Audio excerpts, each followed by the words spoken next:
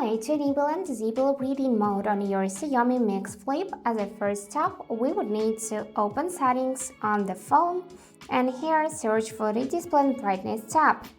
After that, we can scroll a bit and now we can see reading mode. So first thing we can do is to enable it by tapping on the switcher, and now you can see how my display just got warmer. So this feature just adjust colors and textures of the items on your screen, allowing your eyes to relax. And now after enabling, we got three options. We can enable cycle or we can switch to the classic, and you can see how my display just got even more warmer. So here you can tap on the arrow and adjust color temperature manually. Here you'll make it cooler or warmer like that. And also you can add some texture. And in the colors section, you can select one of the three options: full colors, light colors, or black and white screen. And if you messed up, don't worry, you can easily restore defaults. Now let's go back, and the first option we got here is schedule. So we can just schedule time to turn on reading mode and off.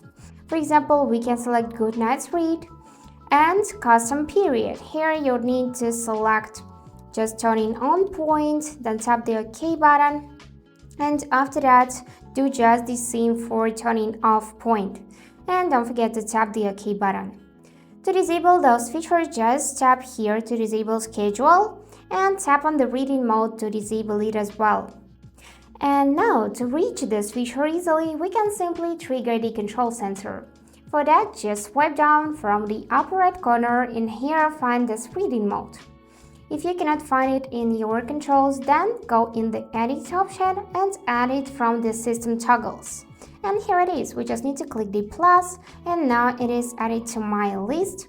So this is the reading mode with this eye icon. If you tap on it, it will be enabled and will light up orange. Tap again and it will be disabled. Hold it to check its settings. And that's it for today. Hope this video was helpful and thank you for watching.